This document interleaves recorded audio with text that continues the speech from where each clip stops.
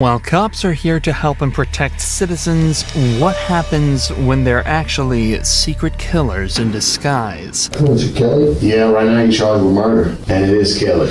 No! Here are 3 examples of when cops try to get away with murder, starting with the horrifying case of William Talley. On the 11th of May 2019, police received a worrying phone call explaining that former police sergeant William Talley had been in an argument with his girlfriend, Kelly Levinson. At some point during the fight, he fired gunshots at her. William quickly left the scene, stealing Kelly's truck, but was worried he may have done more damage than he realized. So I don't know anything since then. So nobody's here has been injured? No, that's what I told him when I called. He told me that he was in help. The police had to immediately treat this like a crime scene and decided to search the house to ensure Kelly's safety. There was one thing on the officers' minds, and they were all silently pleading that they wouldn't find her dead. Deputy Brown, who used to work with the There's a dog in there. Yep, she's right there. Start again, man. Upon entering the house, evidence of some kind of physical altercation was scattered throughout. As they entered the kitchen, though, they would find Kelly's dead body lying on the ground. With all the evidence the police had, it wasn't difficult for them to determine their main suspect. But catching him was another matter. They knew that William had received both police and SWAT training, so he'd be difficult to catch. However, all of a sudden, police received a phone call informing them William had gotten into a car crash. The cops rushed to the hospital where they found their number 1 suspect waiting for them, bruised and bloodied. We're gonna take care of you now.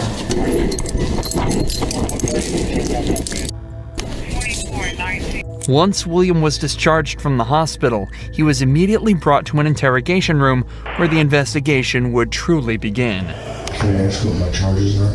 Yeah, right now you're charged with murder. You're charged with violation of oath of office, and you're charged Who? with possession of a firearm during the commission of a crime. Who? That's what we're hoping you can tell us. Maybe once we start talking about it a little bit, It wasn't Becky, was it? Was it Kelly? well, Was it a cop? William mentions 2 names here, Becky and Kelly. Of course, we know Kelly to be his girlfriend, but William was actually married to another woman named Rebecca Talley who he'd been cheating on. William obviously appears dazed and confused, but whether this is just an act or not is another question. He'd spent multiple days in the hospital and was discharged after being medically cleared, so it's unlikely he'd still be this out of it. Regardless, it at least seems to be keeping him calm. At least for now. and you can sign this. Somebody's talking with me about things. Well, we're gonna get to that. That's what we're hoping to get to. No, I'm not talking until somebody talks to me. I can tell you who, if we can get started there. And it is Kelly. No! Don't do that. No! No!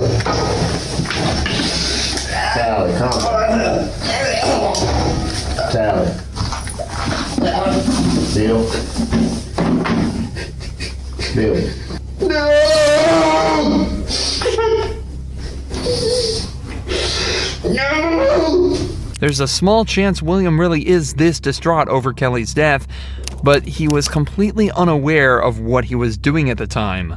So it seems more likely that he's actually just using this as a guise to vent and scream about how his life is pretty much finished and over a small argument with his mistress. He's also likely frustrated that he got caught so easily. Remember, this is a man with SWAT and police training. He knows how to evade the cops, but almost instantly after going on the run, his plans were shut down in an incredibly unpredictable way. William manages to calm down while the detective talks to him, but only for a few short seconds. Bill, let me get you some napkins.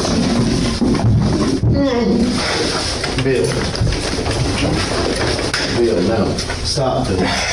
Relax. Bill, stop. It's all unnecessary, Bill. If you don't want to talk to us, that's fine, but let's not do this, okay? Okay? Just let's not do this. Who else to guard? Right now you're hurting yourself. I don't care about me. Well, Who else that I heard?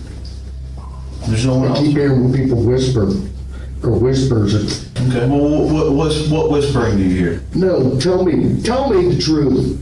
Okay, there's no one else hurt.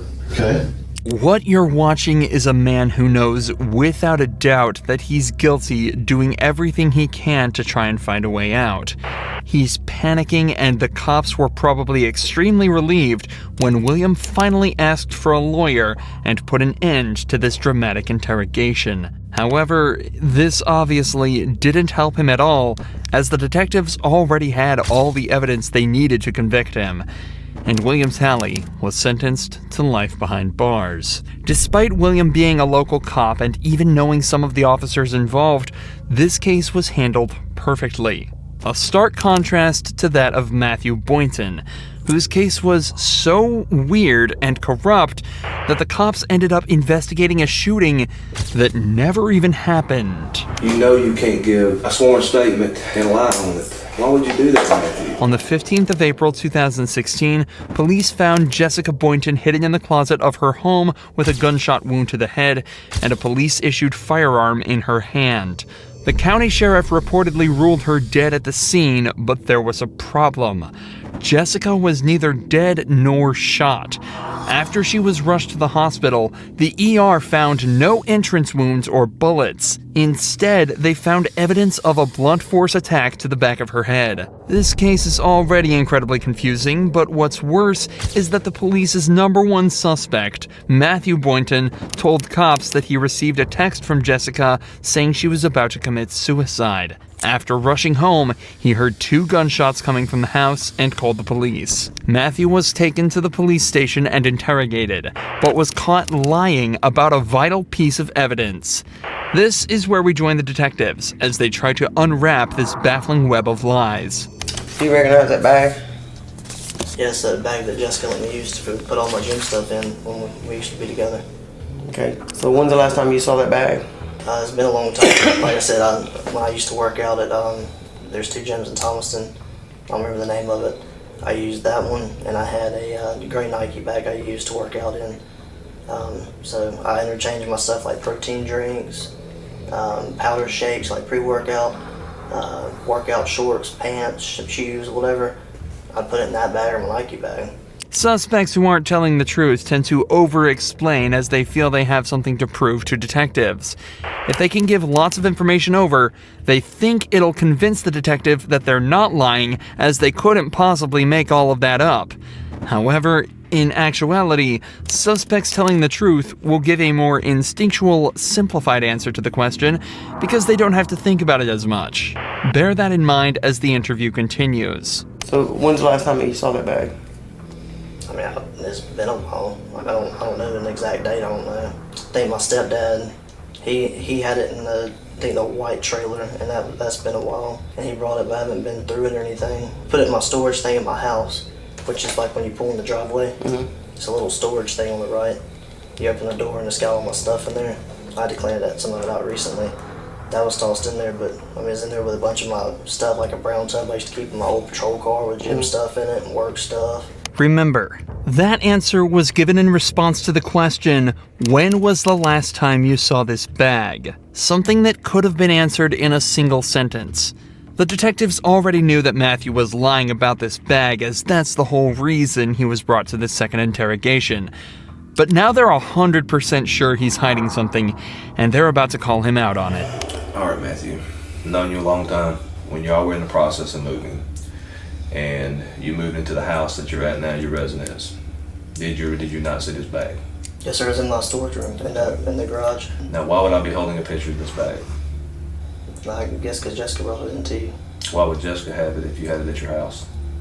I don't know. I guess somebody got it from my garage or my shed. Who would have gotten it? There's a couple of people. Okay. I don't know All right.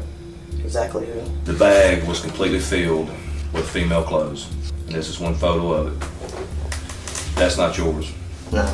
This whole thing might not seem like a big deal, but it's actually the root of a much bigger problem. This bag, along with everything in it, belonged to Jessica. So when it was discovered in Matthew's possession after he told police that he'd handed all of her belongings over, it confirmed that he had been lying under oath. Again, a small issue at first, but now that the detectives know he's comfortable lying about this, they know that almost every piece of information he's given them could be completely untrue. The bag was turned into us. We have possession of the bag. We have evidence that says it came out of your storage room. Is that true? Yes, sir. Is there anything you'd like to say? No, sir. Do you believe that statement to be accurate and true? Not now. Did you believe it then? No, sir. Matthew has now essentially confessed to stealing the bag of Jessica's belongings and lying under oath. There is the question of why he did this, but we haven't even gotten started on the assault part of the case. Why Jessica was found unconscious in their closet after allegedly texting Matthew she was going to shoot herself. As it turns out, though, the police would also never move on to that part of the case, and it remained completely unanswered. Matthew was charged with stealing and lying under oath, and after being placed on administrative leave, he resigned from the force, but went completely uncharged for whatever happened on the night of April 15th. Many people have been left wondering why that may be, but the most obvious answer lies in police corruption, and the fact that the county sheriff just so happened to be Matthew's granddad, the same sheriff who lied by pronouncing Jessica dead at the scene. What's worse is that Jessica's head trauma left her without any memory of that night, so it's likely this case will remain unsolved forever. But people thought the same about the murder of Sherry Rasmussen, which lay unsolved for 23 years, before new information revealed that the culprit was actually one of the police force's best detectives. Now you're accusing me of this? Is that what you're saying? After decades of investigations, DNA evidence revealed that Stephanie was very likely the culprit of a murder committed in 1986. Because of the high-stakes nature of the case, the detectives made sure to meticulously plan this interrogation. Stephanie was a really successful detective herself, and she had recently received recommendations for her good work on a theft case. So the detectives used this and brought her in under the guise that they needed help with a case. I don't want to talk about this in the squadron because I don't know who people are listening. And if we go to my side, everybody's always wondering what everybody else is doing. Okay? An interrogation room is a strange place for such a conversation to take place, so to put her mind at ease, detectives told her this was the place they'd least be likely to be overheard, as the case details were strictly confidential. Sherry Rasmussen's body had been found at her home after being shot 3 times. At the time, police suspected the murder was a result of a burglary gone wrong, but the case went cold when they couldn't identify the suspect. However,